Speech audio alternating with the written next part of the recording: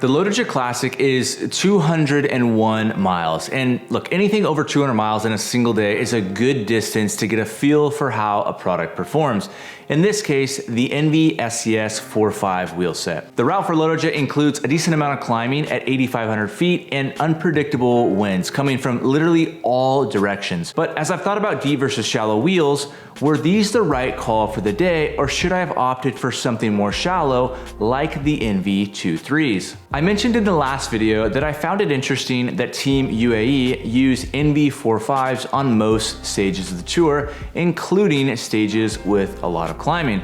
That's why I called this setup with the Enve 4.5s and the 28mm GP5000 STRs the Tade Special. I mean, maybe they're onto something. I should give the disclaimer that this isn't a sponsored video. I mentioned in the last video that I'll link up above here that Enve loaned me a set of 2.3s to demo. We'll talk about those in the coming weeks. But these that we're gonna talk about today are my personal wheels that I've ridden since December of 2021. And I've ridden these between the Athos, the Crux, the Melee, the SL7, the Rita Esprit, and now the SL8. And if you're looking for data-driven videos with wind tunnels and whatnot, I'll post a few in the description below. My goal is to give feedback outside of the wind tunnel. Specs-wise, the Enve 4.5s are 50 and 56 millimeters deep, front and rear respectively. They come in at 1,511 grams and have an internal width of 25 millimeters. And as Enve states, they're optimized for 27 to 28 millimeter tires. I've been riding them with 28 millimeter Vittoria Corsa Pros and Continental Grand Prix 5000 STRs. They're hookless and tubeless only. Inner tubes and clinchers need not apply here. Tubeless setup on wheels these days is seriously just so easy. I think it took 15 or 20 minutes to set these up. And other than adding air, you don't have to mess with these for months at a time. I think tubeless is great. Aesthetically, they look super stealth with the gloss black graphics on the matte carbon hoops.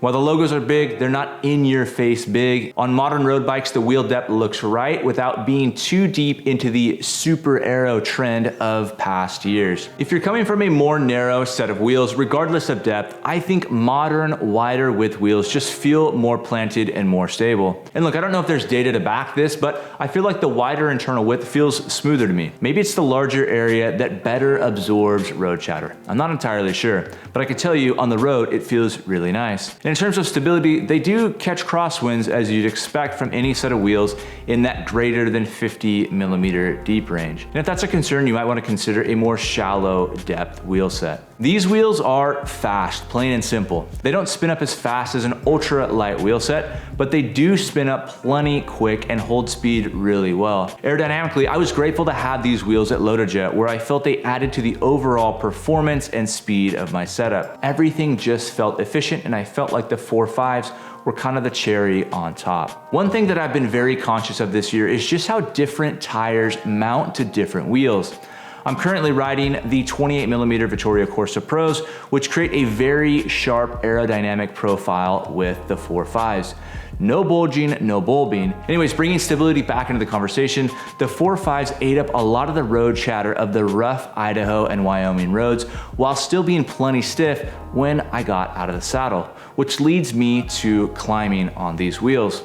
And while the race didn't go the way that I wanted, the 4.5s felt plenty good on the climbs. They were stiff, they were responsive, and they spun up quick enough. There's just false flat near the top of one of the first long climbs, and I was grateful to have the 4.5s at that point. And as soon as the incline pitched up again, I settled into a good rhythm on the 4.5s, and they were super, super solid. I thought they climbed really well. So were these the right wheel set for the day?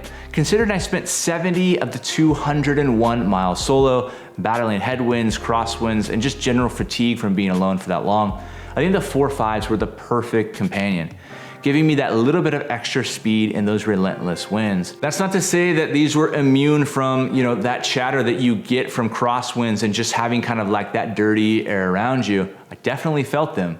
But I can tell you that the 4.5s have a balance about them that is appreciated, not just on days like LOTOJA, but on everyday group rides, rolling hills, and the normal stuff that we're all riding with our friends. Now, what about the 2.3s? Well, look, this is a wheel set that has genuinely shocked me.